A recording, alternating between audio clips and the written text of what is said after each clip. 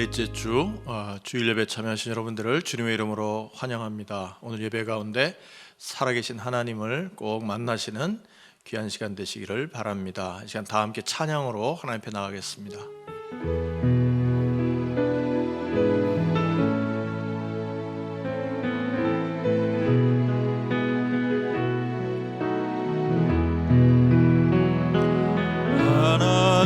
하나님이 선택하셨고 예수님이 구속하셨고 성령님이 인치셨으니 삼위일체 하나님 찬양. 하나님이 사랑하시고 예수님이 은혜 주시고 성령님이 교통하시니 삼위일체 하나님 찬양. 하나님이 지켜주시고 예수님이 함께하시고 성령님이 능력 주시니 삼위일체 하나님 찬양. 할렐루야 할렐루야 하나님 찬양. 할렐루야 예수님 찬양. 할렐루야 성령님 찬양. 삼위일체 하나님 찬양. 할렐루야 하나님 찬양. 할렐루야 하나님 찬양. 할렐루야 예수님 찬양. 할렐루야 성령님 찬양. 삼위일체 하나님 찬양.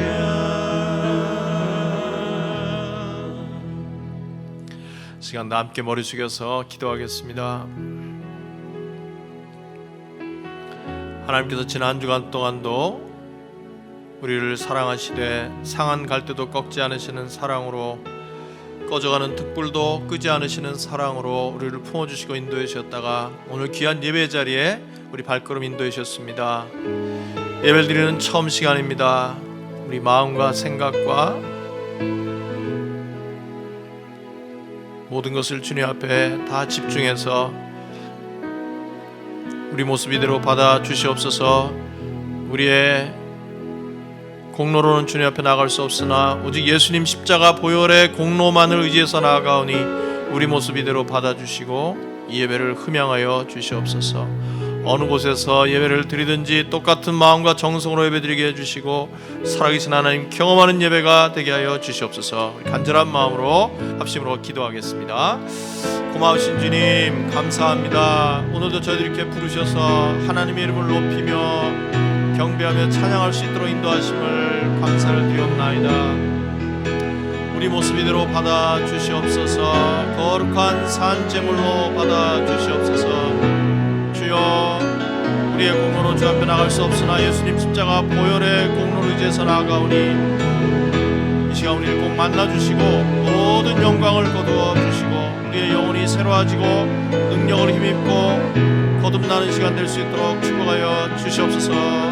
하나님 역사해 주시기를 간절히 빌고 기도하옵나이다. 고마우신 주님 감사합니다. 오늘도 저희들 이렇게 부르셔서 하나님을 경배하고 예배드리는 자리에 나올 수 있도록 인도하심을 감사합니다. 우리 마음과 뜻과 정성을 다한 예배를 받아주시고 하나님의 임재를 경험하는 예배가 되게 해주시고 모든 영광은 주님 홀로 거두어 주시옵소서. 예수님 이름으로 감사하며 기도하옵나이다. 아멘. 시간 다 함께 하나님 앞에 찬양으로 나가겠습니다.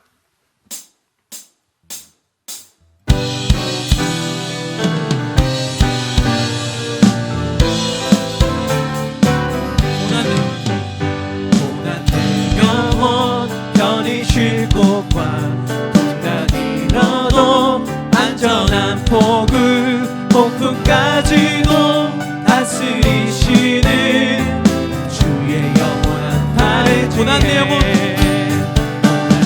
영혼 편히 쉴 곳만 잃어도 안전한 폭우 폭풍까지도 다스리시는 주의 영원한 발에 지혜 주의 영원하신 발 함께 하사 항상 나를 붙드시니 어느 곳에 가는지 요동하지 않음을 주의 발을 의지하리라 세상 친구들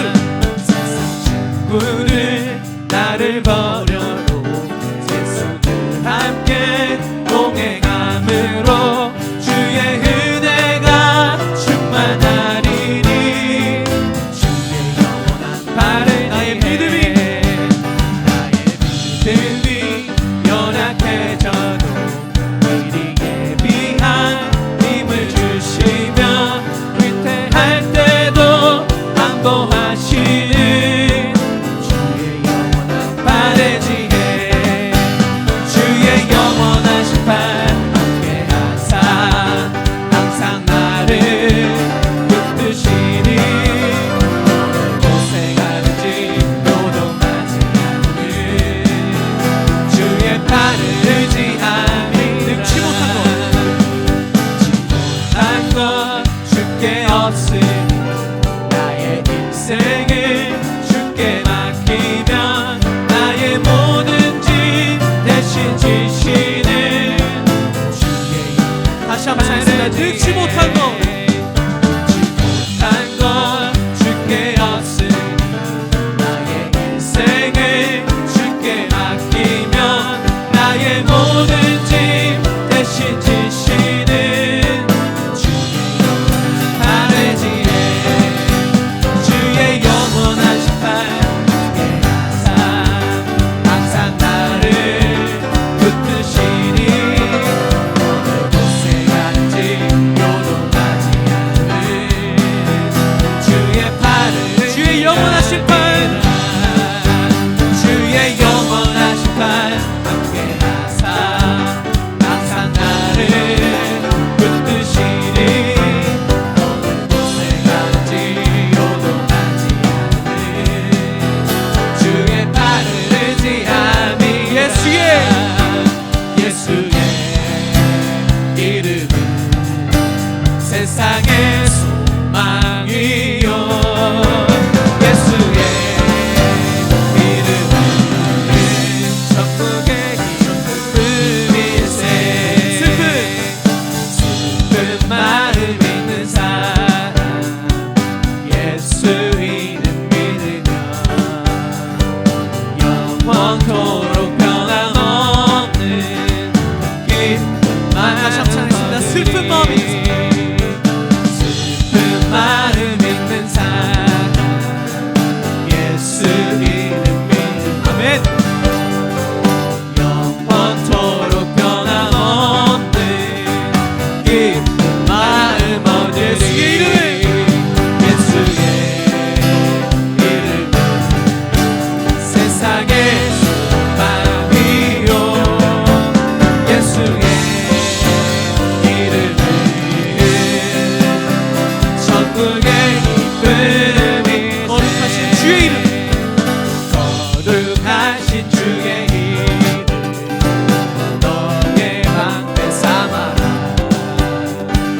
환난 시험 당할 때에 주의 기도는 존귀하신 주의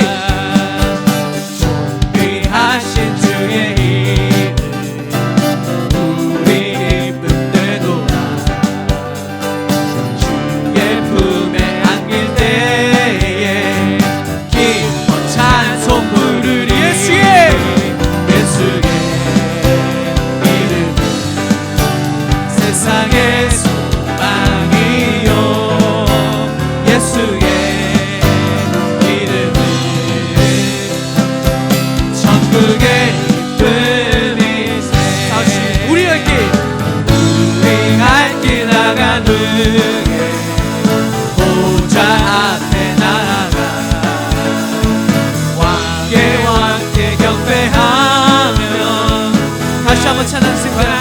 갈 길 다간 후에 우리 갈 길 다간 후에 보좌 앞에 나가 왕께 경배하며 멸류관에 예수의 이름에 세상의 소망이요 예수의 이름은 천국의 기쁨 예수의 이름은 예수의 이름은 세상의 소망이요 예수의 이름은 천국의 기쁨일세. 네.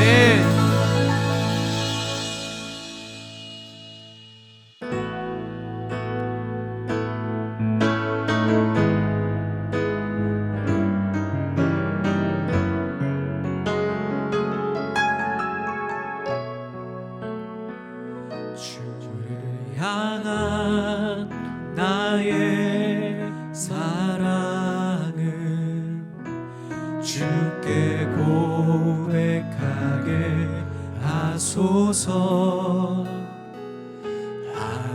아름다운 주의 그늘 아래 살며 주를 보게 하소서. 주님의 말씀 선포될 때에 땅과 하늘 진동하리니 나의 사랑 고백하리라.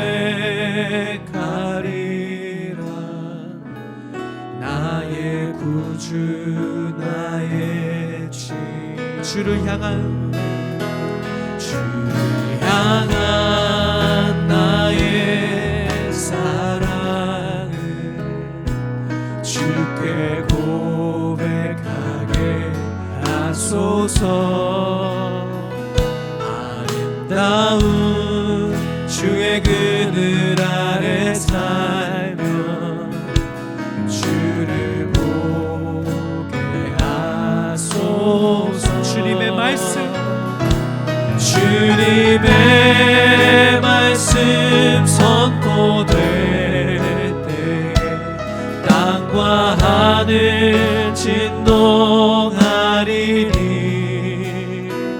나의 사랑 고백하리라. 나의 구주 나의 지 부드러운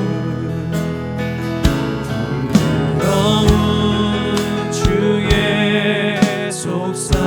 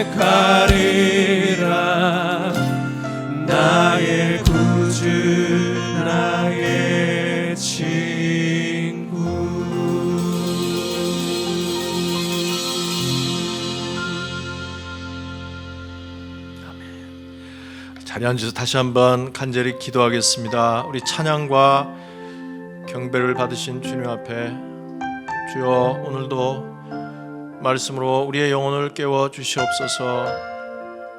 저희들 어리석습니다. 갈 바를 알지 못합니다. 낙심하기를 잘합니다. 믿음이 부족한 저희들에게 하나님의 음성을 들려주셔서 믿음이 들음에서 나는 줄을 믿사오니 오늘 하나님의 음성 통해 우리 영혼이 힘을 얻고 새로워지는 귀한 시간 될 수 있도록 축복하여 주시옵소서. 간절한 마음으로 같이 한 번 더 기도하시고 김정범 집사님 기도하시겠습니다. 같이 기도하겠습니다. 하나님 아버지 감사합니다. 오늘도 저희들께 부르셔서 하나님의 이름을 높이며 경배하며 찬양할 수 있도록 인도하심을 감사를 드렸나이다. 아버지 하나님 저희들을 긍휼히 여기시고 불쌍히 여기셔서 아버지 하나님 주의 음성을 들려주시옵소서. 하나님의 음성을 들려주시고 우리의 영혼을 새롭게 하시고 우리의 믿음을 굳건하게 만들어 주시옵소서. 연약한 저희들입니다. 낙심하기 잘하는 저희들입니다. 그러나 주여 함께 하셔서 오늘 말씀 가운데 우리의 영혼을 다시 한번 일으켜 세워주시고 붙들어 주시옵소서. 감사합니다. 하늘과 땅과 바다와 그 안에 모든 것을 지으신 창조주 하나님께 찬양과 경배와 영광을 올려드립니다. 죄와 허물 가운데 죽을 수밖에 없었던 저희들을 그리스도를 통하여 구원하여 주시고 즐거움과 영광 가운데 살아가게 하여 주심을 감사드립니다. 거룩한 주일 하나님의 자녀들 마음을 다하여 주님을 찬양하고 감사함으로 예물을 드리며 저희들 각자에게 주실 말씀을 기대하며 하나님께 신령과 진정의 예배를 올려드립니다. 각 처소에서 영상으로 드리는 예배 가운데 시간과 공간을 초월하신 하나님께서 친히 임재하여 주셔서 저희들의 찬양과 경배를 받아 주시옵소서. 예배를 통하여 죽어가는 우리 영혼이 살아나게 하시고 우리의 심령에 하나님의 사랑과 은혜로 가득 채워 주시옵소서. 미국은 지금 코로나 바이러스의 재확산과 인종 갈등 그리고 경제 침체로 인하여 극심한 혼란 속에 있습니다. 미국을 긍휼히 여기시어 하나님을 경외하는 리더가 세워지게 하시고 영적인 회복과 도덕적 회복을 통하여 미국이 하나님 나라의 확장에 계속하여 쓰임받게 하여 주시옵소서. 코로나 바이러스 사태를 위해 기도드립니다. 자비와 긍휼을 베풀어 주셔서 코로나 사태가 빨리 종식되게 하여 주시고 환자들을 치료하여 주시고 의료진들을 보호하여 주시옵소서. 미국 경제가 조속히 회복되게 하여 주시고 우리 성도들의 건강과 안전을 지켜보호하여 주시옵소서. 포도원교를 축복하여 주셔서 하나님의 영광을 위하여 영혼을 구원하고 성도를 제자 삼아 땅끝까지 선교하는 사명을 잘 감당하게 하여 주시고 평신도를 사역자로 세우고 이세를 품고 꿈을 주며 타문화권 선교에 힘쓰는 교회 되게 하여 주시옵소서. 세우신 32개의 목장을 위해 기도드립니다. 코로나 사태로 인하여 공동체 모임이 제약되는 상황 속에서 세상에서는 경험할 수 없는 따뜻한 사랑과 격려를 목장을 통하여 얻게 하시어 어려운 시기 목장의 저력이 나타나게 하여 주시옵소서. VIP가 예수님을 주님으로 영접하고 마음의 아픔과 상처가 치유되며 우리의 삶과 인격이 변화되는 하나님의 역사가 나타나게 하여 주시옵소서. 이번 주 월요일부터 시작될 영상 새벽 기도회를 위해 기도드립니다. 미래에 대한 불확실성과 두려움으로 위축되어 있는 우리의 영혼이 기도회를 통하여 소생되게 하시고 말씀과 기도를 통하여 이 세상을 이길 새 힘을 얻게 하여 주시옵소서. 7월 13일부터 15일까지 영상으로 진행될 여름 성경학교를 위해 기도드립니다. 교육부 전도사님들에게 지혜를 주셔서 BBS가 하나님의 인도하심 속에 잘 준비되게 하여 주시고 많은 자녀들이 참석하여 예수님을 모르는 아이들이 예수님을 만나고 우리 자녀들의 신앙이 성장하도록 인도하여 주시옵소서. 이스라엘에서 사역하시는 안재영, 안혜숙 선교사님을 위해 기도드립니다. 믿음으로 고민하는 유대인들을 위로하여 주시고 이들과의 교제가 이루어지도록 한글을 배우는 유대인 학생들로부터 전적인 신뢰를 얻을 수 있도록 한글 성경을 읽고 있는 유대인이 복음을 발견할 수 있도록 이스라엘이 바이러스 사태를 잘 마무리할 수 있도록 하여 주시옵소서. 포동교에 세우신 정영민 담임 목사님을 위해 기도드립니다. 목사님에게 영적 리더십을 더하여 주셔서 성도들의 영혼을 지키게 하시고 기쁨 가운데 사역하시도록 새 힘과 능력을 더하여 주시옵소서. 성도들을 준비시켜 주님의 일에 헌신케 하시고 우리 교회를 향한 하나님의 뜻과 소원이 이루어지도록 인도하여 주시옵소서. 목사님을 통하여 저에게 주실 말씀을 기대합니다. 저희의 영적인 눈과 귀를 열어주시어 저희 각자에게 주시는 주님의 세미한 음성을 듣게 하여 주시옵소서.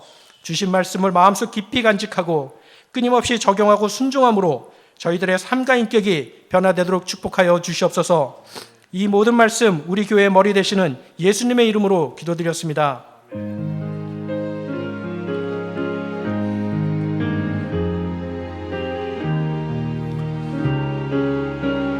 가물어 메마른 땅에 가물어 메마른 땅에 단비를 내리시듯 성령의 단비를 부어 새 생명 주옵소서.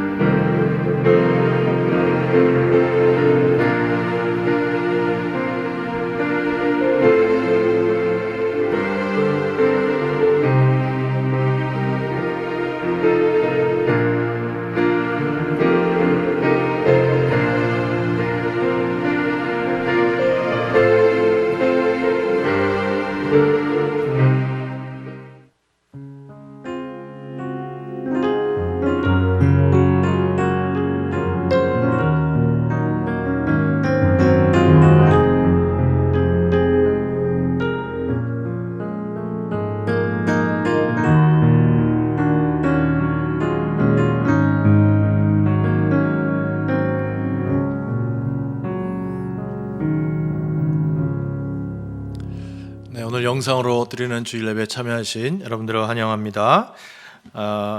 광고 말씀 다 보신 바와 같고요. 한 가지 특별한 것은 우리 내일 주일 지나서 월요일부터 시작해서 우리 줌으로 영상으로 새벽 예배를 시작하겠습니다. 월요일부터 토요일까지 6시 15분부터 한 30분간 이렇게 예배를 드리려고 합니다.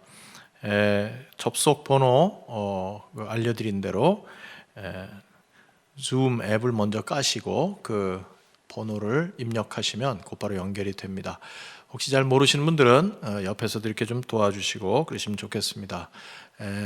첫날 우리 목자님들 통해서 그 직접 연결되는 링크를 이렇게 보내드리겠습니다. 그러니까 번호를 모르셔도 곧장 들어갈 수 있도록 그렇게 해드리겠습니다. 그리고 음향과 영상을 끄고 이렇게 참여하시면 편안하게 참여하셔서 함께 기도하실 수 있을 것입니다. 그리고 우리 코로나 사태 기간 중이지만 기쁜 소식에서 알려드립니다. 우리 요르단 목장의 한대훈 형제 이선혜 자매 가정의 둘째 아들 우리 재아가 지난 24일 날 태어났습니다. 축복합니다. 건강한 모습으로 나중에 꼭 만날 수 있기를 바랍니다. 이 시간 드린 예물 위해서 같이 한번 기도하겠습니다. 아버지 하나님 감사합니다. 오늘도 저희들이 이렇게 영상으로나마 정말 모여서 함께 예배드릴 수 있도록 인도해 주심을 감사를 드립니다.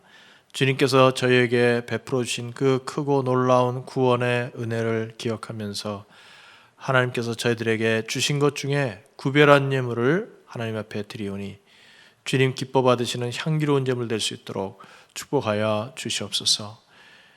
여러 가지로 어려운 시기입니다.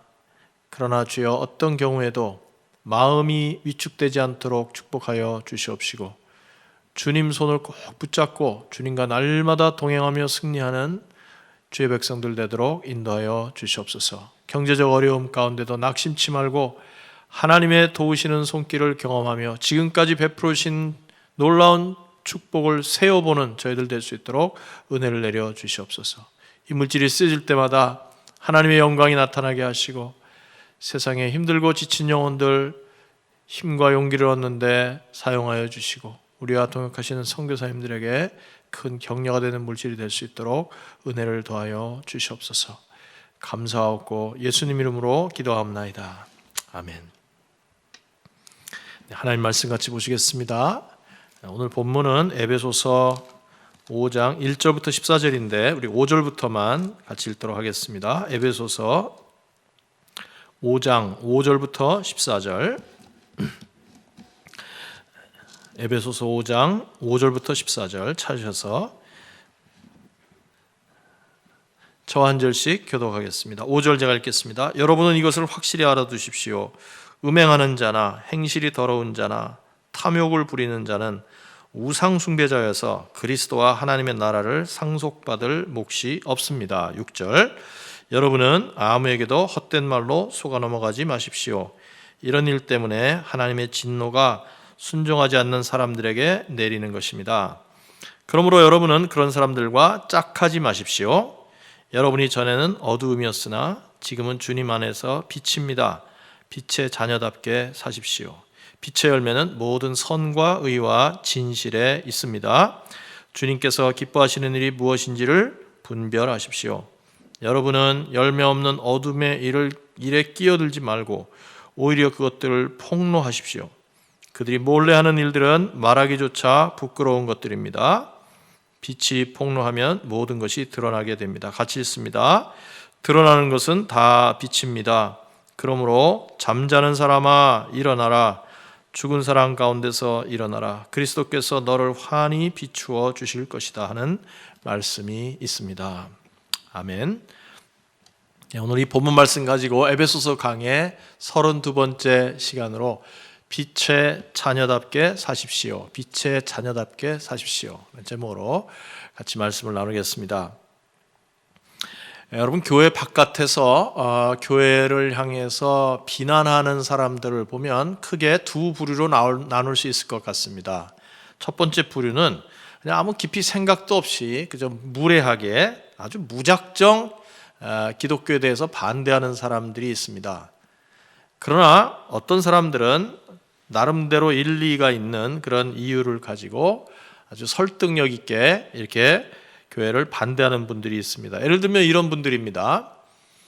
하나님이 정말 계시다면 그분은 분명히 완전하고 의로우신 분이실 텐데 그렇다면 하나님께 갈 수 있는 사람, 하나님이 용납하실 수 있는 사람도 마찬가지로 완전하고 의로운 사람이어야 할 텐데 기독교의 얘기를 들어보면 그냥 자기 행위는 아무리 죄가 많고 엉터리 같아도 예수 믿는다.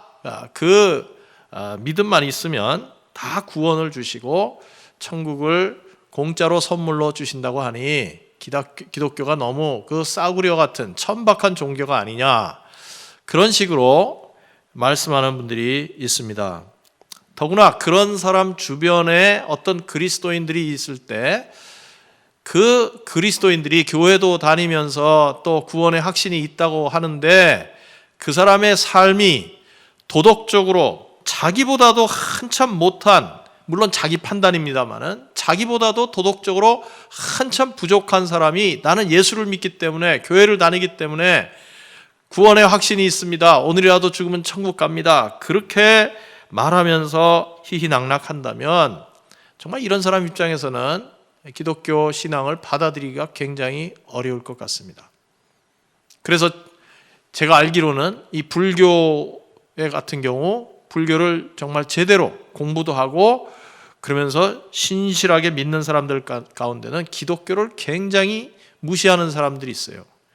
은혜라는 개념, 그거는 도대체 말이 안 된다. 모든 게 인과응보인데 어떻게 그렇게 값없이 그렇게 귀한 것을 주느냐, 그렇게 얘기합니다. 여러분, 사실 이 기독교에서 하나님의 이 사랑과 은혜를 강조하다 보니까 정말 어떤 신자들 가운데는 자기 생활은 엉망진창인데 정말 불신자들하고 차이가 없을 뿐만 아니라 어떻게 보면 불신자들보다도 더 도덕 수준이 낮은 것 같은 그런 사람인데도 불구하고 저는 구원의 확신이 있어요. 나는 영접했어요. 그렇게 당당하게 말하는 사람들이 있습니다. 사실 저는 그런 사람들한테 좀 묻고 싶습니다. 당신이 갖고 있는 구원의 확신의 근거는 도대체 뭡니까? 당신의 입술의 그런 고백입니까? 그렇게 좀 묻고 싶어요. 여러분, 우리가 오해하지 말아야 될 것이 하나 있습니다. 그것은 뭐냐면 하나님께서는 한 번도 이 선함과 의로움과 완전함에 대해서 포기하신 적이 없다는 사실입니다. 정말 하나님은 완전하고 의롭고 선하신 분이세요. 그래서 하나님 앞에 갈 수 있는 사람은 아까 그 가상의 인물이 말한 것처럼 완전하고 선하고 의로운 사람만 하나님 앞으로 갈 수가 있습니다. 그런데 세상에 그 자격을 만족시킬 수 있는 사람은 한 사람도 없어요. 그래서 하나님이 우리를 긍휼히 여기셔서 오직 한 분, 당신의 독생자 예수 그리스도를 이 땅에 보내셨는데 그분만이 완전하게 의로우신 분이고 완전한 삶을 사셨습니다. 그리고 그분은 기약이 되었을 때 우리를 대신해서 자기의 목숨을 버리고 우리가 져야 될 죄의 형벌을 다 대신 지셨어요. 우리가 이 사실을 진심으로 받아들이고 정말 예수님께서 나를 대신해서 십자가를 지시고 그곳에서 내 모든 죄가를 담당하셨다고 하는 것을 정말 믿으면 그 믿음을 보시고 하나님께서 우리에게 은혜로 구원을 선물로 주시는 것입니다. 그러므로 기독교는 결코 값싼 은혜를 주는 종교가 아닙니다. 사실은 구원을 위해서 하나님이신 예수 그리스도가 죽으셔야 했습니다. 그분이 목숨을 내놓았어야만 했습니다. 그리고 모든 믿는 성도들은 우리가 의로워서 구원을 받는 것이 아니라 예수 그리스도의 의 때문에 예수 그리스도를 믿는 믿음으로 구원을 받는 것입니다. 로마서 5장 1절에 보니까 그러므로 우리는 믿음으로 의롭다 하심을 받았다 그랬어요. 믿음으로 의롭다 하심을 받았다. 의롭게 여김을 받았다는 것입니다. 우리의 자격이 아니라 전적인 하나님의 은혜로 우리는 의롭다고 칭함을 받은 것입니다. 칭함을 받은 것입니다. 그래서 우리가 정말 그 사실을 깨닫는다면 우리는 그 하나님의 뜻에 부응하는 삶을 살기 원하게 되고 또 그렇게 실제로 살게 되는 것입니다.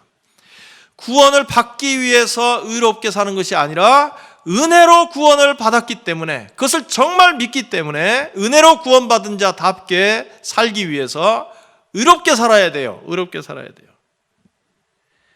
과연 구원의 확신이 있다고 말은 하면서 자신의 삶에 대해서 전혀 무관심하고 신앙과 삶은 동떨어진 것 같이 생활하는 사람들이 있다면 오늘 한번 심각하게 생각해 봐야 됩니다. 그런 사람들이야말로 정말 자신이 받은 구원을 싸구려로 만드는 것입니다. 여러분, 기독교가 시작된 이래로 이것은 지난 2000년 동안 계속 끊임없이 흘러내려오는 그런 생각 중에 하나입니다. 우리의 삶과 하나님의 은혜는 분리된 것이다. 사실 오늘 본문의 배경이 되는 로마 제국 시대에 이 에베소라는 도시도 예외가 아니었습니다. 여러분, 이 당시 로마 제국은 이교도의 문화가 판을 치는 곳이었습니다. 이교도 문화라는 것은 음란과 거짓과 폭력이 판을 치는 그런 문화였어요. 그런데 그런 가운데도 아주 교묘한 사상이 주류를 이루고 있었습니다. 그것이 소위 영지주의라는 것입니다. 너시시즘이라는 영지주의라는 거예요. 모든 것을 이분법으로 나누는 것입니다. 그래서 선한 것과 악한 것 이렇게 구분합니다. 특별히 영적인 것은 선한 것이고 육적인 것은 악한 것이다. 그러니까 우리가 구원을 받는 것은 영으로 구원을 받는 것이기 때문에 구원을 받았다면 육신으로는 아무렇게나 살아도 상관없다 라고 생각했습니다. 특별히 이 에베소서 편지를 받는 에베소 교회 성도들은 불과 얼마 전까지만 해도 이와 같은 이교도의 문화와 또 이와 같은 이분법적인 영지주의에 물들어 있던 사람들이었습니다. 그런데 그들에게 사도 바울을 통해서 복음이 전해지고 그들이 예수님을 영접하게 되었어요.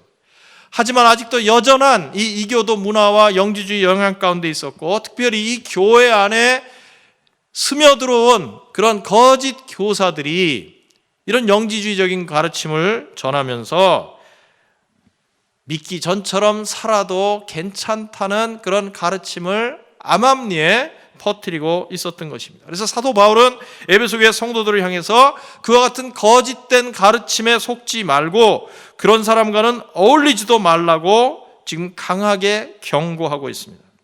7절에 보니까 그러므로 여러분은 그런 사람들과 짝하지 마십시오 이렇게 말하고 있어요. 왜 그렇습니까?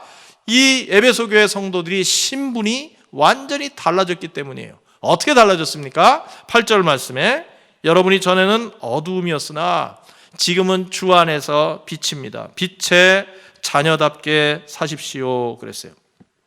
사도 바울은 에베소 교회 성도들을 향해서 전에는 너희가 어두움이었다 라고 말하고 있습니다. 여러분, 어두움이라는 것은 방향 감각이 없다는 것이죠. 좌충우돌하면서 살았다는 것입니다.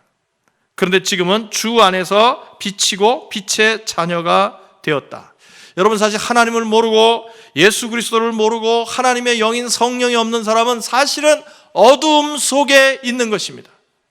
그래서 죄가 죄인 줄도 모르고 욕심을 따라서 사는 것이 정상적인 것처럼 그렇게 인식하면서 살게 되는 것이죠.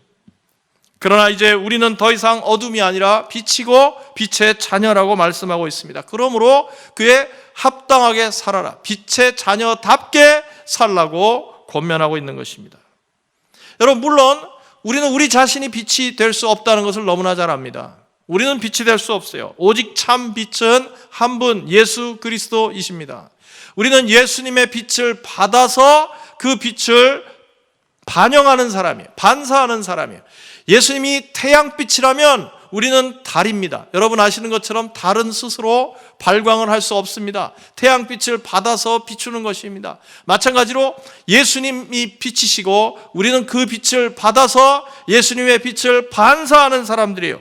그러니까 누구든지 우리를 볼 때 우리를 통해서 예수님을 볼 수 있어야 하는 것입니다. 예수님이 어떤 분인지를 알 수 있어야 한다는 것입니다. 그렇다면 우리는 더 이상 어두움의 일, 즉 다시 말하면 죄악된 일을 행할 수가 없어요. 어떻게 예수님을 반사해야 되는 사람들이 죄악된 일을 행할 수가 있겠습니까? 이처럼 어둠의 일과 빛의 자녀들의 행실은 완전히 대조가 되는 삶입니다. 자, 오늘 여러분과 함께 오늘 본문 말씀을 자세히 좀 보면서 우리가 빛의 자녀가 되었는데 왜 이 어둠의 일을 완전히 벗어나서 하나님의 빛의 자녀된 삶을 살아야 하는가 하는 것을 긍정적인 면에서도 살펴보고 부정적인 면에서 살펴보고 이렇게 한번 말씀을 나눠보겠습니다. 우리가 죄를 멀리해야 되는 구체적 이유를 먼저 생각해 보겠습니다. 첫째로 우리가 죄를 멀리하고 어둠의 일을 멀리해야 되는 첫 번째 이유는 죄는 하나님의 진노를 가져오기 때문입니다. 죄는 하나님의 진노를 가져와요. 6절 말씀을 다시 읽어보겠습니다. 여러분은 아무에게도 헛된 말로 속아 넘어가지 마십시오. 이런 일 때문에 하나님의 진노가 순종하지 않는 사람들에게 내리는 것입니다. 그랬어요. 여러분, 죄는 하나님의 진노를 가져옵니다. 그런데 우리가 하나님의 진노에 대해서 먼저 깨달아야 될 사실이 하나 있습니다. 그것은 하나님의 자녀들에게는 하나님의 진노가 임하지 않는다는 것입니다. 잘 들으시기 바라요. 하나님의 자녀들에게는 하나님의 진노가 임하지 않는다. 바울이 한 말이에요. 로마서 5장 9절 말씀을 한번 보겠습니다. 로마서 5장 9절. 그러므로 지금 우리가 그리스도의 피로 의롭게 되었으니 그리스도로 말미암아 하나님의 진노에서 구원을 얻으리라는 것은 더욱 확실합니다. 그랬어요. 누구든지 그리스도의 피로 의롭게 된 사람, 칭의를 받은 사람은 그리스도로 말미암아 하나님의 진노로부터 구원을 받았다. 그러니까 완전히 거듭난 사람에게는 하나님의 진노가 임하지 않습니다. 어떤 성도님들은 하나님을 오해해가지고 하나님이 늘 우리의 잘못을 찾아내서 벌 주려고 하는 감시자와 같은 분이라고 생각하는 분이 있는데 그것은 잘못된 생각입니다. 여러분, 하나님께서는 하나님의 자녀들에게 진노하시는 게 아니라 좀 비슷한 말인데 징계하십니다. 징계하세요. 진노와 징계는 다르죠. 히브리서 12장에 나오는 것처럼 자기 자녀를 징계하지 않는 부모가 없다는 것입니다. 징계는 사랑의 행위입니다. 진노와 징계를 잘 구별하시길 바랍니다. 그러면 하나님의 진노는 무엇일까요?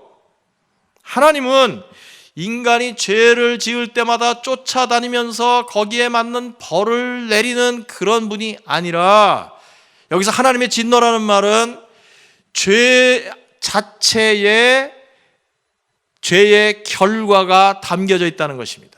모든 죄는 그 죄로 인한 결과가 그 죄 안에 이미 들어있어요. 그래서 죄를 짓고 나면 그 결과가 나타나게 돼 있는데 그것을 객관적으로 보면 그게 하나님의 진노라는 것입니다. 하나님이 우리가 뭐 잘못할 때마다 쫓아다니면서 회초리를 때리는 분이 아니라 죄 자체에 죄의 결과가 들어있다는 것이죠. 물론 죄 안에 들어있는 결과는 다 나쁜 결과입니다. 우리를 불행하게 만들고 우리에게 큰 해를 끼칩니다. 그것이 죄의 결과인 것입니다. 이것을 가리켜서 하나님의 진노라고 말합니다. 여러분, 예를 들자면 무슨 뜨거운 난로가 있습니다. 근데 그거를 만지면, 맨손으로 만지면 당연히 손이 뒤죠. 당연히 손이 됩니다. 또 독약을 마시면 그 독 때문에 사람은 바로 죽습니다. 그런 결과가 당연히 따라와요. 죄에는 그런 결과가 있는 것입니다. 그래서 인간은 참 어리석기 짝이 없는 것이 죄의 나쁜 결과가 있다는 것을 본능적으로 알면서도 그 죄를 여전히 추구하고 죄의 길로 달려가고 있는 것이 바로 인간의 어리석음입니다. 그러므로 여러분, 우리 믿는 성도들이 죄를 짓고 나서 그 죄 때문에 어떤 나쁜 결과가 생긴다면 결코 하나님을 원망해서는 안 됩니다. 그런 죄를 지은 나의 잘못이에요. 죄 안에 죄의 결과가 이미 들어있는데도 불구하고 그것을 여러 가지 방면으로 알고 있음에도 불구하고 그 죄를 추구하고 죄의 길을 걸어간다면 죄의 결과가 나에게 나타나는 것은 너무나 당연한 것입니다. 하나님 원망할 수가 없어요.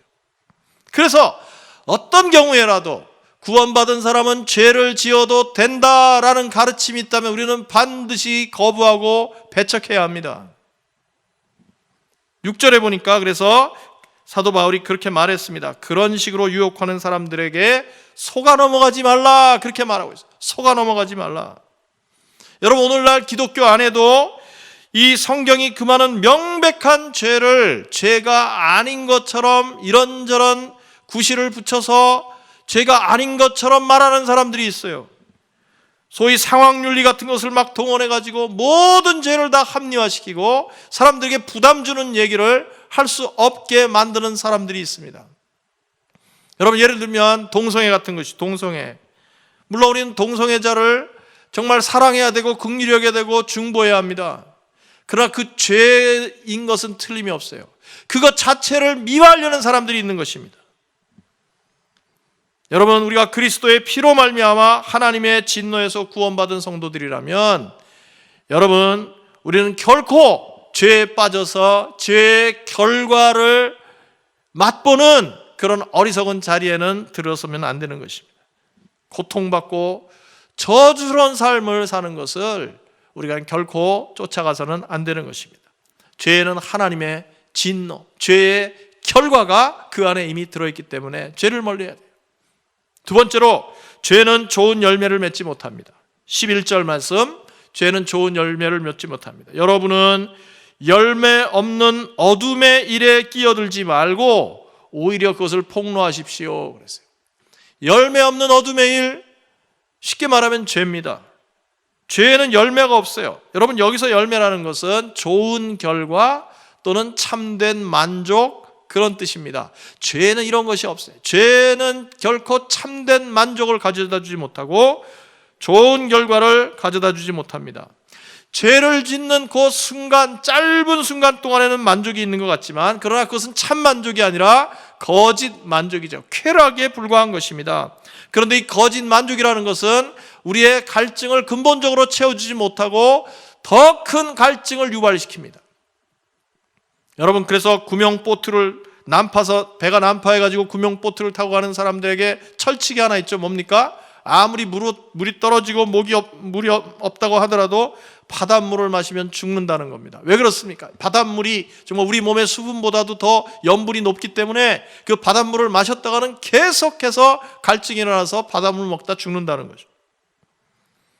죄에 빠진 사람은 이처럼 참된 만족이 없기 때문에 어떻게 합니까? 그 순간이 지나면 더 큰 쾌락, 더 큰 자극을 쫓아서 자꾸 그 길로 가게 돼요. 결국 우리가 뭐라 그럽니까?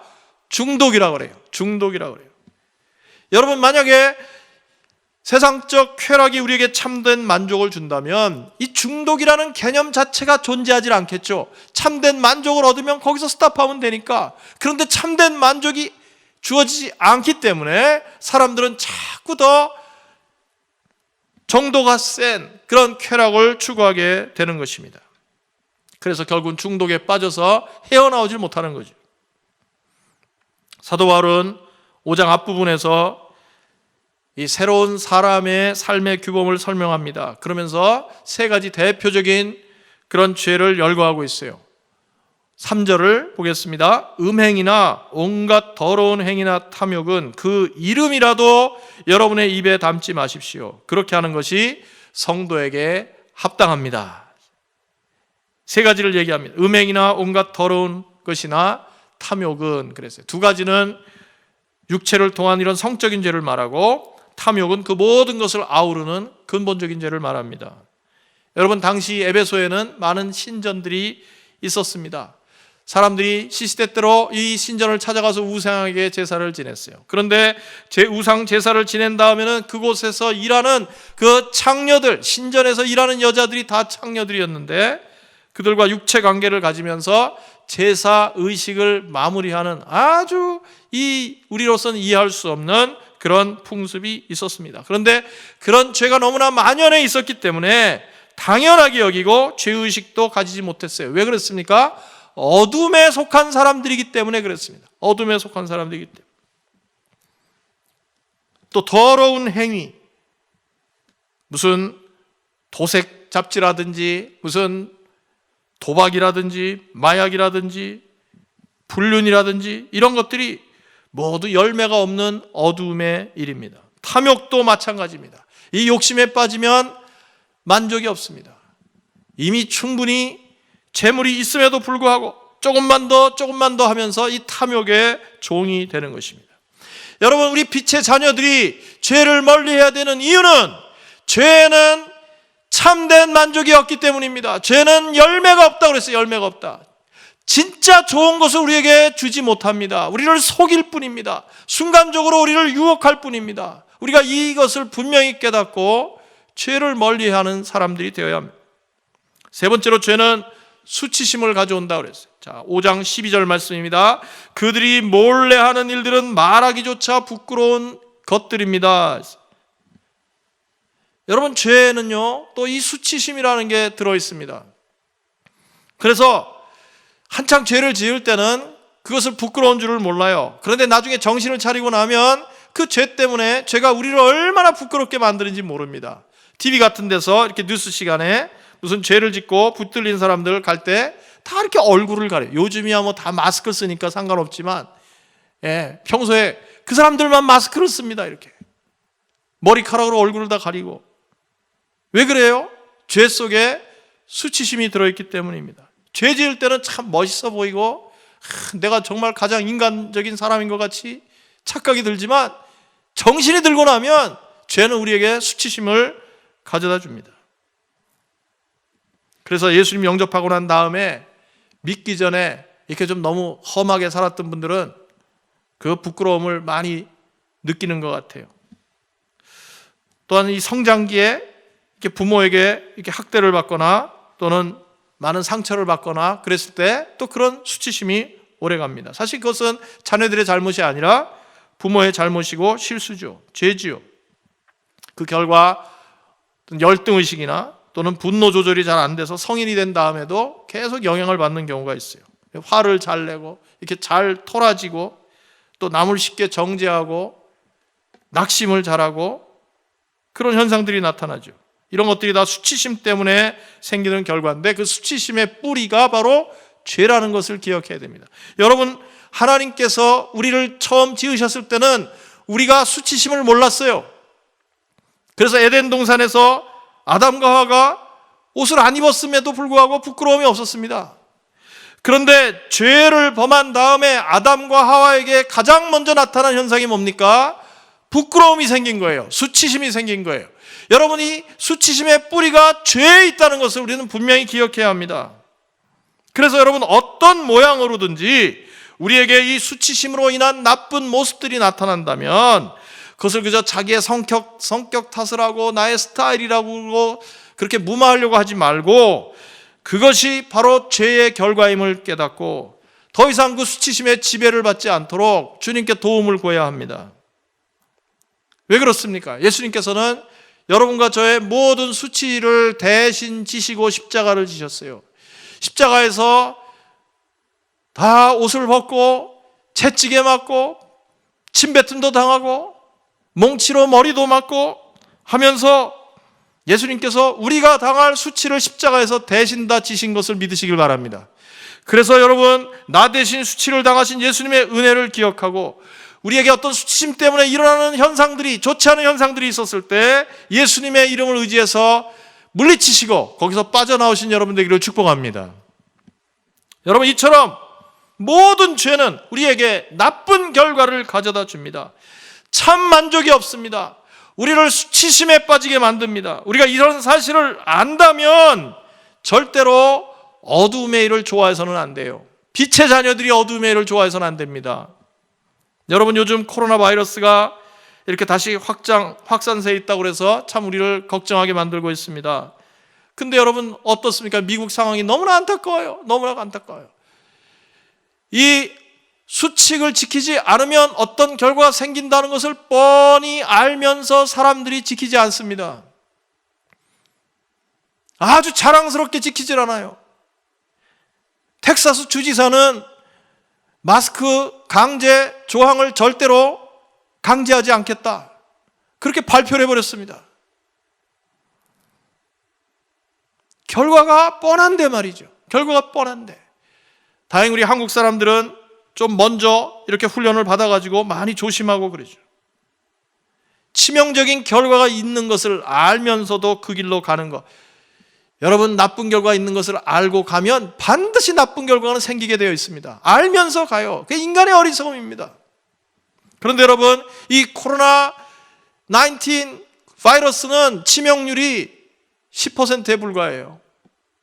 그러나 죄로 인해서 영혼이 병들거나 사망할 확률은 100%입니다. 100%. 치명률이 100%예요. 어떤 모습으로라도 죄에 빠지면 그것은 우리의 영혼을 병들게 만들고 어떤 사람의 영혼을 완전히 죽여버립니다. 그러므로 우리가 빛의 자녀가 되었다면 반드시 빛의 자녀답게 살아야 돼요. 그냥 가볍게 권면하는 것이 아닙니다. 선택이 아니라 필수 요건이라는 것입니다. 자, 그러면 반대로 우리가 이 어둠에서 벗어나서 빛의 자녀로 살 때 어떤 결과가 생길까요? 첫째는 반대죠. 우리 삶에 아름다운 열매가 맺혀집니다. 9절 말씀을 보겠습니다. 빛의 열매는 같이 읽을까요? 모든 선과 의와 진실에 있습니다. 빛의 열매는 선과 의와 진실이라고 그랬어요. 이게 사실은 너무 구별할 필요가 없어요. 비슷한 개념을 이렇게 다르게 표현했다, 그 정도로 이해하시면 되겠습니다. 여러분, 우리 성도의 삶에 맺혀지는 열매가 어떤 열매인가요? 틀림없는 열매가 있죠. 그것은 성령의 9가지 열매입니다. 인격의 열매입니다. 예수님 닮은 인격의 열매입니다. 이 성령의 열매가 우리에게 맺혀질 때 무슨 일이 일어납니까? 우리 삶이 진정으로 행복하고 의미 있는 삶이 되기 시작합니다. 여러분, 우리가 성령의 열매를 맺어야 된다 그러면 그것은 우리를 부담스럽게 하게 하려는 것이 아니라 우리에게 참된 행복을 주기 위한 것입니다. 어떤 사람들은 이 행복이라고 그러면 그저 뭔가 거창한 일이 일어나야만 행복할 것 같다, 그렇게 생각하는 분들이 있어요.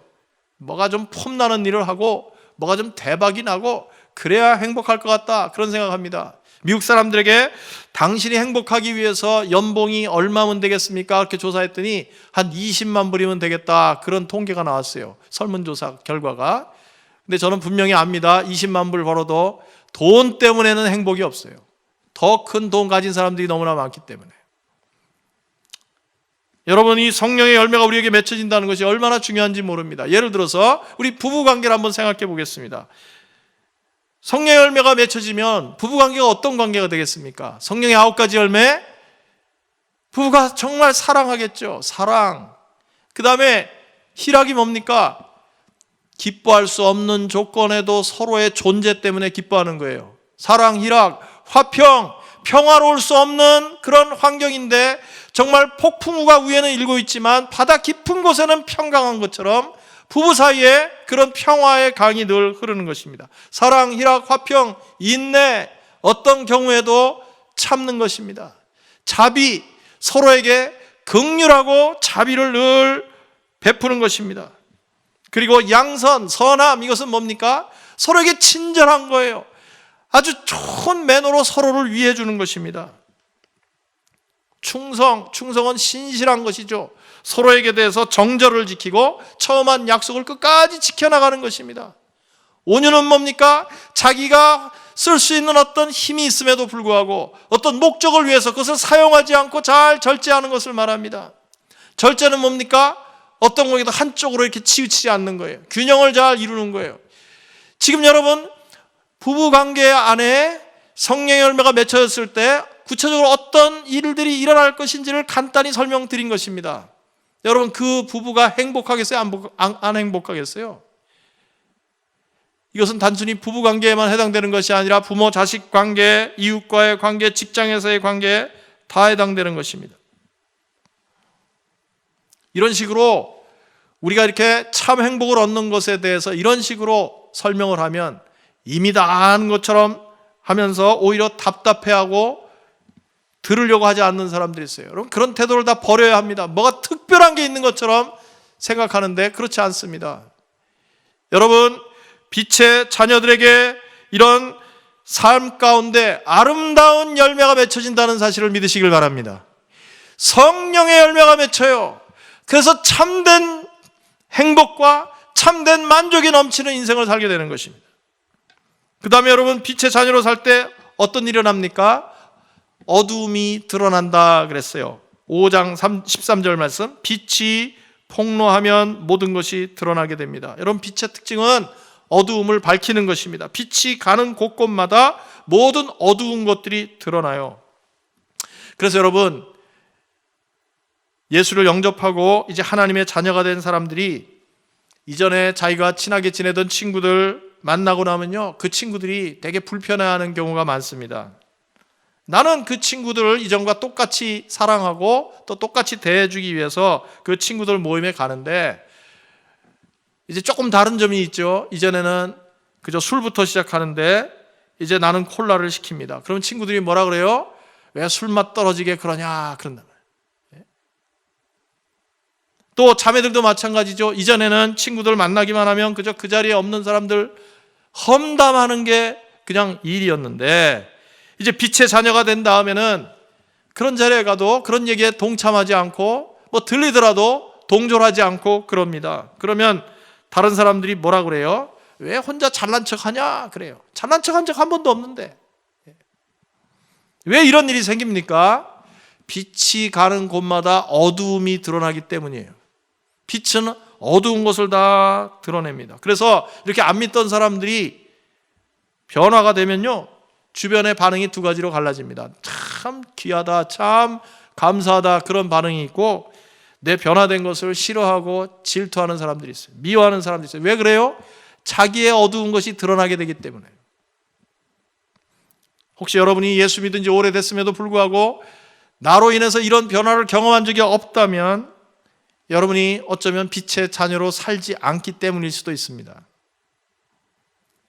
우리의 삶 가운데 나 때문에 내 주위에 어두움의 실체들이 드러나는 역사가 생겨나야 하는 것입니다. 세 번째로, 빛의 자녀들은 어두움을 빛으로 만든다 그랬어요. 13절 14절 다시 읽겠습니다. 드러나는 것은 다 빛입니다. 그러므로 잠자는 사람아 일어나라. 죽은 사람 가운데서 일어나라. 그리스도께서 너를 환히 비추어 주실 것이다 하는 말씀이 있습니다. 그랬습니다. 여러분, 빛의 자녀들은 어두움을 드러내기만 하는 사람들이 아니라 이제는 어두움을 빛으로 바꾸는 사람들이에요. 그것이 하나님께서 우리에게 맡겨주신 사명인 것입니다. 우리가 무슨 특별한 일을 꼭 하지 않더라도 우리가 그 자리에서 빛으로서의 역할만 제대로 감당하면 어느 틈엔가 우리 주위에 어두웠던 것들이 밝은 빛으로 자꾸 이렇게 변화가 되는 것입니다. 예수 믿지 않는 가정에 시집간 신앙 좋은 며느리가 있다면 처음에는 많이 핍박을 당하겠죠. 그러나 그 자리에서 꿋꿋하게 신앙을 지키고 있으면 10년, 20년, 30년 지나면 그 집안 식구들이 다 이렇게 예수 믿는 사람들로 변화되는 것을 보게 됩니다. 어두움을 빛으로 바꾸는 것이 하나님께서 우리에게 맡겨주신 사명입니다. 우리가 가는 곳곳마다 죽은 영혼들이 살아나고 병든 영혼들이 고침을 받는 그런 역사가 일어나게 되는 것입니다. 이것은 우리의 능력이 아니라 빛 대신 예수 그리스도의 능력을, 빛을 우리가 받아서 그것을 반사할 때 이런 일들이 일어나는 것입니다. 그래서 이것을 가리켜서 뭐라고 그러십니까? 우리가 어떻게 예수님의 빛을 세상에 비칠 수 있습니까? 그 해답은 예수 그리스도를 본받는 데 있어요. 예수 그리스도를 본받아야 돼요. 5장 1절 2절 말씀 제가 읽겠습니다. 그러므로 여러분은 사랑을 받는 자녀답게 하나님을 본받는 사람이 되십시오. 그리스도께서 여러분을 사랑하셔서 우리를 위하여 하나님 앞에 향기로운 예물과 제물로 자기 몸을 내어주신 것과 같이 여러분도 사랑으로 살아가십시오 그랬습니다. 사도 바울은 놀랍게도 에베소 성도들을 향해서 하나님을 본받는 사람이 되라고 말씀하고 있습니다. 어떤 유명한 사람, 훌륭한 사람 정도를 본받는 것이 아니라 최고로 높은 수준, 하나님을 본받는 것을 목표로 삼으라는 것입니다. 여러분, 하나님은 영이시기 때문에 눈에 보이지 않습니다. 그래서 우리는 그 하나님 본받을 수가 없어요. 그래서 눈에 보이게 오신 하나님, 예수 그리스도를 본받는 것이 곧 하나님을 본받는 것입니다. 물론 여러분, 우리가 죽을 때까지 아무리 열심히 한다고 하더라도 예수님 근처에도 갈 수 없겠죠. 하지만 우리가 안 되는 줄 알면서도 우리에게 이렇게 당부하신 이유는, 성경 말씀을 통해서 당부하신 이유는 그만큼 그것이 하나님의 우리를 향한 간절한 소원이라는 것을 말씀하고 있는 것입니다. 지금도 하나님께서는 저 하늘나라에서 여러분과 저를 바라보시면서 갖고 계신 소원이 있는데, 저 아무개가 내 독생자 예수처럼 되기를 바란다 하는 것이 하나님의 소원이에요. 예수님을 본받는 것. 자, 그러면 어떻게 하면 우리가 예수님을 본받을 수 있습니까? 여러분, 우리가 누구를 본받는 가장 좋은 방법은 그 대상을 사랑하는 것입니다. 그 대상을 사랑하면 우리는 그 사람의 말투도 본받고 사고방식도 본받고 모습도 본받고 자꾸 그렇게 따라가게 되는 것이죠. 우리가 예수님 본받는 방법은 예수님 사랑하는 것입니다. 어떻게 예수님 사랑합니까? 예수님과 좋은 관계를 가져야 돼요. 그런데 감사하게도 우리는 아무 자격이 없지만 예수님께서 우리를 구원하셔서 예수님과 우리를 이미 사랑의 관계로 연결시켜 주셨어요. 그래서 뭐라고 그러셨습니까? 나는 포도나무여 너희는 가지다 그랬어요. 우리는 이미 포도나무 대신 예수님에게 붙어있는 가지라는 사실을 믿으시길 바랍니다. 그러면 우리 가지에게서 열매를 많이 맺혀져야 되는데 방법이 뭐예요? 이 소통이 잘 되면 되는 겁니다. 잘 붙어있고 그 연결하는 통로가 막히지 않아야 돼요. 그러면 양분도 올라오고 또 광합성을 한 것이 내려가기도 하고 이렇게 해서 열매가 저절로 많이 맺혀지는 것입니다. 통로가 막히지 않는 것을 구체적으로 말하자면 회개와 순종이라고 말할 수 있어요. 회개와 순종입니다. 마치 혈액순환이 잘 되면 몸이 건강한 것처럼 하나님과 우리 사이에 막힌 것이 없으면 우리에게는 많은 열매가 저절로 맺혀지게 돼 있어요. 우리의 능력이 아니고 그렇게 맺게 해주시는 것입니다. 그래서 성령께서 우리에게 너가 이런 거 좀 고쳤으면 좋겠다, 그런 마음에 감동을 주시면 즉시 순종해서 회개하는 것입니다.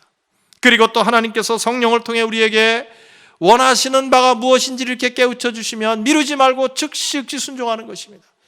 그럴 때 우리에게서 열매가 풍성하게 맺혀집니다. 아름다운 성령의 열매들이 맺혀져서 결과가 뭐라고요? 우리가 먼저 행복해져요.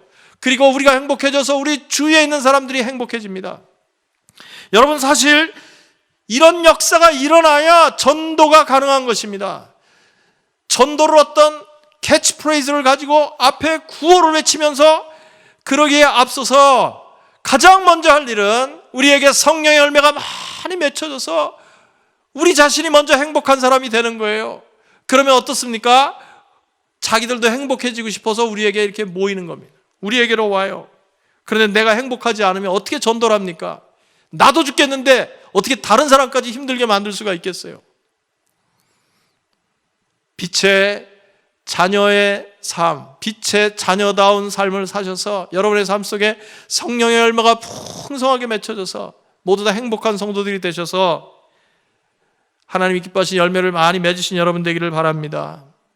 여러분, 말씀 맺겠습니다. 성도는요, 어두움에 머물러 있어야 될 이유가 하나도 없습니다. 그것은 가장 어리석은 일이고 가장 손해나는 일입니다. 우리는 성경을 통해서 죄의 결과가 뭔지를 이미 다 알고 있어요. 죄가 어떤 결과로 이게 가져다 주는지를 이미 다 알고 있어요. 그럼에도 불구하고 그 길을 쫓아가면 어떻게 되겠습니까? 건강도 망치고 관계도 끊어지고 때로는 경제적인 손해마저 있게 되는 것입니다. 우리가 믿는다고 하면서 여전히 어두움의 자녀의 길을 걸어간다면 그처럼 안타까운 일이 없고 그처럼 어리석은 일이 없는 것입니다. 그러나 빛의 자녀로 살면 정말 우리 속된 말로 남는 장사를 하는 겁니다. 엄청나게 남는 장사를 하는 겁니다. 영적으로 남는 장사를 할지언정 손해나는 장사하지 않는 여러분 되기를 축복합니다. 이제 어두움의 일을 벗어버립시다.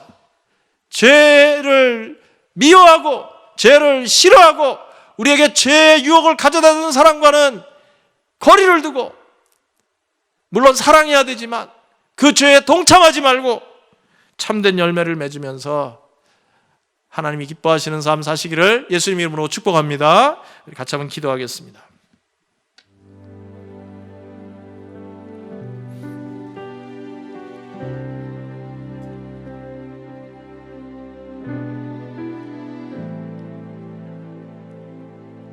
주신 말씀 생각하면서 하나님, 빛의 자녀답게 살 수 있도록 성령을 통해 능력 주시고 용기를 주시고 담대함을 허락해 주시고 즉시 회개하고 순종하는 삶을 살 수 있도록 도와주셔서 아름다운 성령의 열매들이 맺혀져서 내가 먼저 행복하고 내 주위 사람들 다 행복하게 해주고 전도 열매를 많이 맺을 수 있도록 저를 사용해 주시옵소서. 우리 간절한 마음으로 잠시 같이 한번 기도하겠습니다. 하나님 아버지, 감사합니다.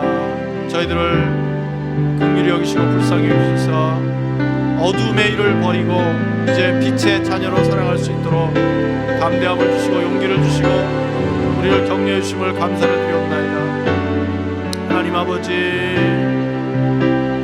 빛의 자녀답게 살게 하여 주시옵소서. 구원을 받기 위해서 의롭게 사는 것이 아니라 구원 받았기 때문에 의롭게 사는 저희들 되게 하여 주시옵소서. 그래서 우리를 통해 하나님의 영광이 드러나게 하시고 놀라운 열매들이 많이 맺혀지도록 축복해 주시기를 간절히 믿고 기도하옵나이다. 하나님 감사합니다. 우리도 전에는 어두움에 속한 자들이었습니다. 그러나 우리를 긍휼히 여기시고 무한한 은혜와 사랑을 베푸셔서 예수 그리스도의 보혈로 인하여 우리 모든 죄를 사하시고 자녀 삼아 주신 것을 참으로 감사합니다. 우리가 이렇게 말로 다 할 수 없는 은혜를 받은 자로서 그 은혜를 깨닫고 그 받은 은혜에 합당하게 빛의 자녀답게 살아가는 저희들 될 수 있도록 은혜를 허락하여 주시옵소서. 더 이상 죄의 유혹에 빠지지 않도록 도와주시옵소서. 하나님의 진노가 담겨있는 죄, 수치가 담겨있는 죄, 결코 우리에게 참된 만족을 주지 못하는 죄의 길로 걸어가거나 흉내내지 않는 저희들 되게 해주시고 빛의 자녀로 의로운 길을 걸어서 하나님이 예비하신 놀라운 복을 받아 누리는 저희들 되게 하여 주시옵소서. 감사하고 예수님 이름으로 기도하옵나이다. 아멘. 다 함께 일어나셔서 같이 찬양 드리겠습니다.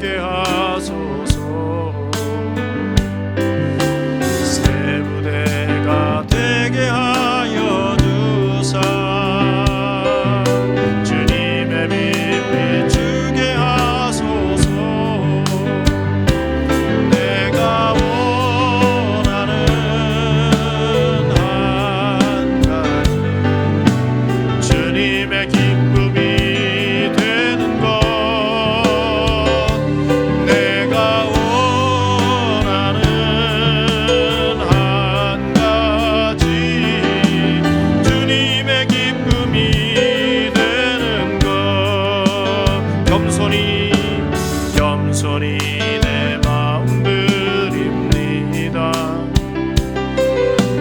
나의 모든 것 받으소서. 나의 마음 깨끗게 씻어주사 주의 길로 행하게 하소서. 내가 원하는 한 가지 주님의 기쁨이 되는 것. 내가 원하는 한 가지 주님의 기쁨이 되는. 내가 원하는 한 가지. 내가 원하는 한 가지 주님의 기쁨이 되는 것. 내가 원하는 한 가지 주님의 기쁨이 되는 것.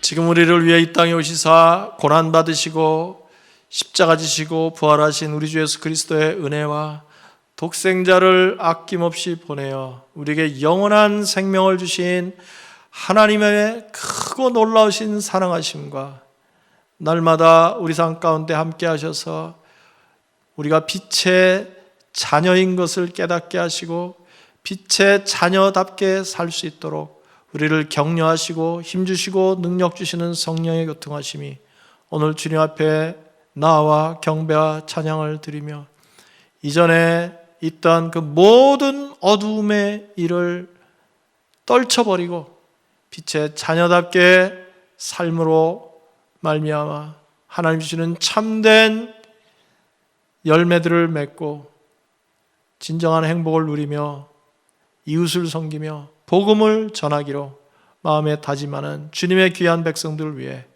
저들의 가정과 자녀와 손대하는 모든 일과 건강과 안전 위에 우리와 동역하시는 선교사님들의 사역 현장에 함께 하시기를 예수님의 이름으로 축원하옵나이다. 아멘.